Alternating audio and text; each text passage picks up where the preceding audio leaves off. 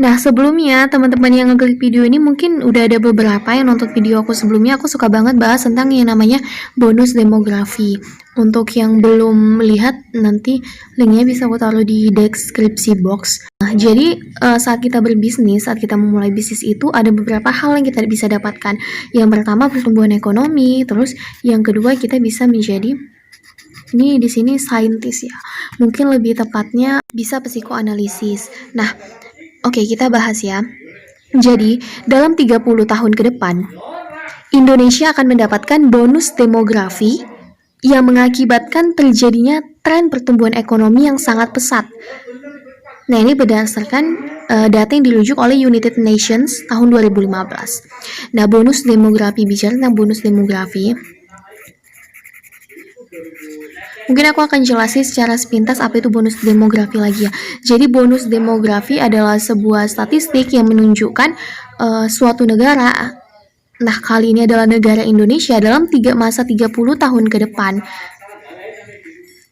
mendapatkan bonus demografi di mana usia produktif penduduknya itu ada 70%. Jadi 70% penduduk Indonesia dalam jangka waktu saat ini dan 30 tahun yang akan mendatang itu adalah usia-usia produktif. Mulai dari berapa? Mulai dari bisa 15 sampai 35 tahun itu adalah usia produktif. Jadi yang lebih tua sedikit dan yang lebih muda sedikit. Lalu kita lanjut. Indonesia akan diperkirakan menempati posisi keempat negara dengan ekonomi terkuat di dunia. Wah, bayangkan di dunia. Dilihat dari pertumbuhan usia produktif yang berkontribusi dalam penyediaan sumber daya manusia. Nah, ini tadi dari jumlah usia produktifnya sekitar 70%. Jadi Indonesia dapat diprediksi bisa menempati perekonomian terkuat nomor 4 di dunia. Ini berdasarkan data ya, kita bicara soal data. Nah, pertanyaannya yang timbul sekarang adalah bagaimana Indonesia bisa mengoptimalkan keunggulan tersebut sehingga menjadi salah satu negara dengan ekonomi terkuat di tahun 2045. Di tahun 2045. Bagaimana supaya bisa kuat? Kayaknya ilustrasiku kacau banget yang apa nih. Jadi bagaimana cara Indonesia bisa mengoptimalkan bonus demografi itu, pertumbuhan ekonomi itu pada tahun 2045? Itu adalah pertanyaan besarnya. Mari kita lihat. Jawabannya adalah memaksimalkan aktivitas kewirausahaan di Indonesia. Jadi kewirausahaan di Indonesia. Apa? Jawabannya salah satunya adalah memaksimalkan kewirausahaan di Indonesia. Kenapa harus wirausaha? Nanti itu akan kita bahas. Jadi, bagi masyarakat, kewirausahaan dapat memberi penghidupan serta meningkatkan standar hidup dan kesejahteraan pelakunya, dan membuka lapangan pekerjaan baik untuk masyarakat yang berpendidikan tinggi maupun yang rendah. Namun, pada tahun 2017, Indonesia baru memiliki 3,1% jumlah wirausaha dari total penduduknya adalah 253 juta.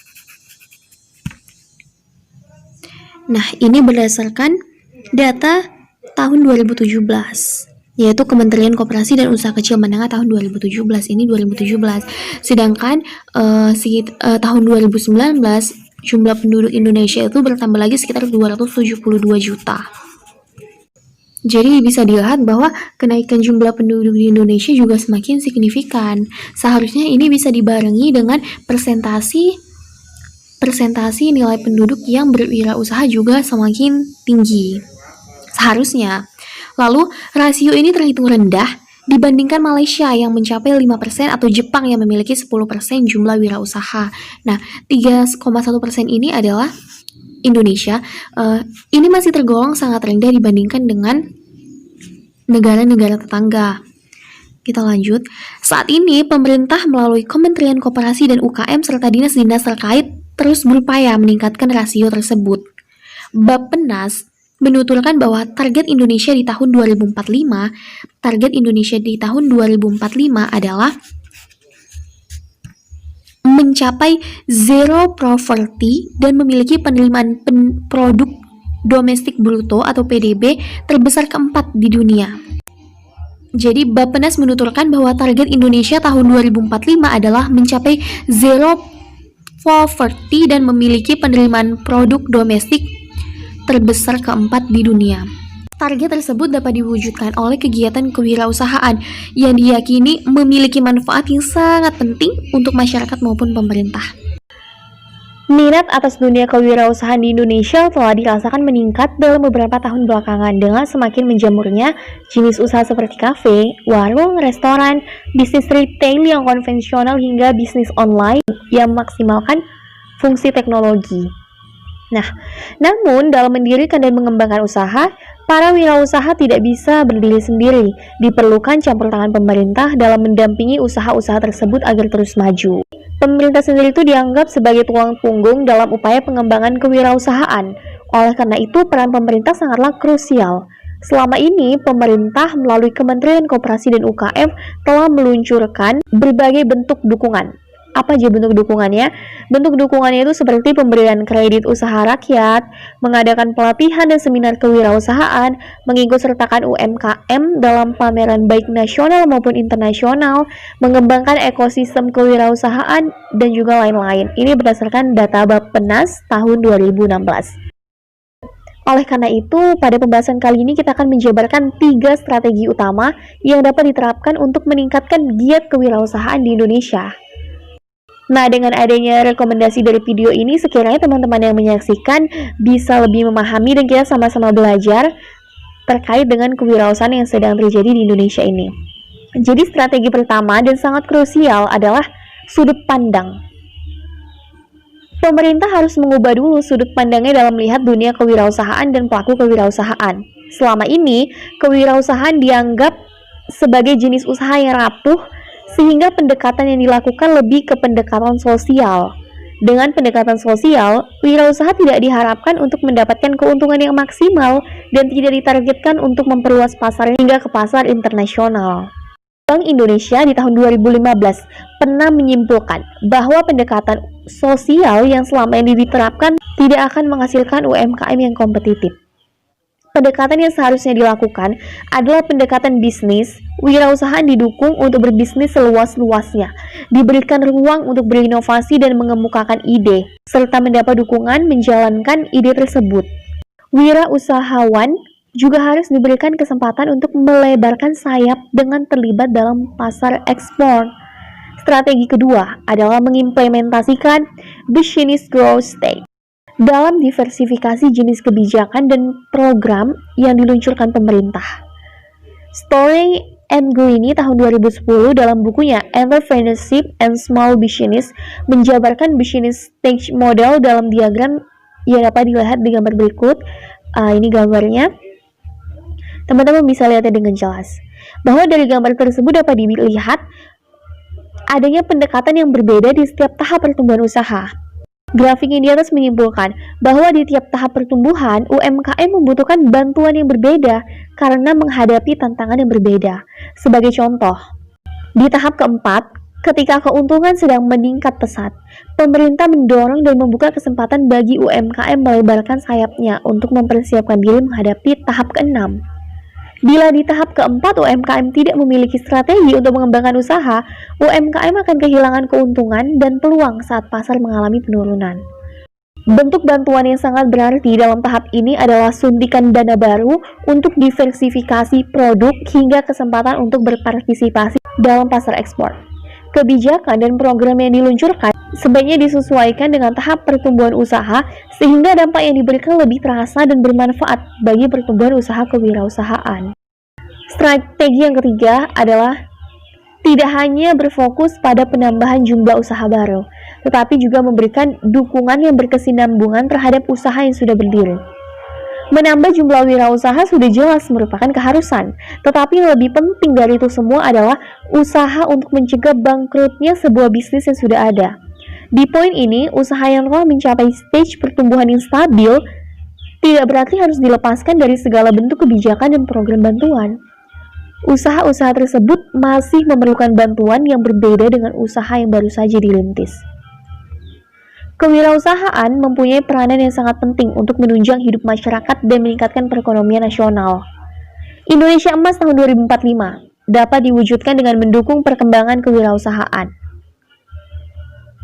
Namun, Usaha pengembangan ini harus datang dari dua belah pihak, yaitu pemerintah dan pelaku usaha itu sendiri. Wirausahawan tidak boleh hanya mengharapkan bantuan dan bergantung sepenuhnya kepada pemerintah, tetapi juga harus terus berinovasi, beradaptasi terhadap perubahan pasar dan perilaku konsumen. Wirausahawan harus terus berusaha mengikuti perkembangan teknologi dan menggunakan teknologi itu sendiri untuk memaksimalkan bisnisnya.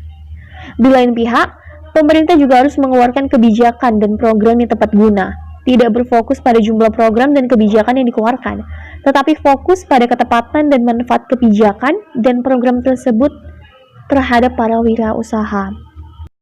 Sama seperti hal yang ditekankan oleh Presiden Republik Indonesia Joko Widodo dalam pidatonya di Rakernas Akuntansi dan Pelaporan Keuangan Pemerintah tahun 2017. Setiap kementerian jangan berfokus pada banyaknya jumlah program yang dilaksanakan, tetapi fokus pada manfaat dan hasil yang dapat didatangkan oleh program-program tersebut. Kompas tahun 2017. Dengan penerapan 3 strategi utama di atas, diharapkan akan tercipta ekosistem usaha yang jauh lebih kuat, rasio kewirausahaan yang semakin meningkat, dan mengantarkan Indonesia dalam pencapaian target di Indonesia Emas tahun 2045. Nah, berdasarkan data-data dan fakta-fakta yang telah dijabarkan pada waktu-waktu sebelumnya, pada pembahasan sebelumnya, makanya seharusnya kita sebagai anak muda yang nanti akan menjadi ujung tombak, yang akan menjadi tambuk Indonesia Emas tahun 2045, kita sebagai ikonik bonus demografinya, seharusnya mulai sekarang kita harus lebih concern terhadap hal-hal yang merujuk pada perkembangan ekonomi. Sebenarnya menuju Indonesia Emas 45 bukan hanya bisa diharapkan dari sektor ekonomi saja, tapi banyak sektor-sektor yang lain seperti bisa dari pendidikan, sosial, budaya, literasi, dari bahasa itu banyak, dan ekonomi termasuk yang di dalamnya. Tapi semua ini seharusnya berkesinambungan. Makanya kedepannya kita akan bahas lebih hal-hal yang enak diperbincangkan dengan minum kopi. Jadi bisa aja teman-teman nanti sebelum dengarkan video ini, sebelum dengarkan podcast ini, bisa buat kopi dulu sambil nanti minum kopi gitu. Dan kalau misalnya nanti ada pendapat-pendapat yang teman-teman rasa kurang berkenan atau wah ini perlu nih ditambahi, perlu dikritisi, nggak apa-apa, kita terbuka. Jadi teman-teman tetap bisa beropini juga di ruang diskusi ini di channel YouTube Catatan Asa. Nah, dari data-data yang telah dipaparkan ini banyak referensi yang dirujuk ya, jadi bukan hanya ngomong ngalur ngidul. Salah satunya itu dari Bappenas tahun 2016, ada lampiran pidato kenegaraan Presiden Republik Indonesia, terus melihat dari web Kementerian Koperasi dan Usaha Kecil dan Menengah, dan banyak sebagainya. Nanti bisa aku lampirkan kalau misalnya teman-teman tertarik. Oke, jadi mulai dari sekarang kita sebagai anak muda kita harus sadar, kita harus mulai peluang apa tugas kita yang akan kita emban di kemudian hari. Kan nggak lucu banget ya kan, sekarang ini kita bicara bonus demografi begini. Padahal sebenarnya yang jadi bonus demografi yang dikandung bonus demografi itu ternyata adalah kitanya ini anak muda. Makanya kita harus action dari sekarang. Nah, dari sektor perekonomian ini dapat dilihat bahwa salah satu solusinya itu apa? Mengoptimalkan sumber daya manusianya di bidang kewirausahaan. Jadi di bidang kewirausahaan baik dari bisnis online, bisnis offline itu tetap. Oke, see you the next video.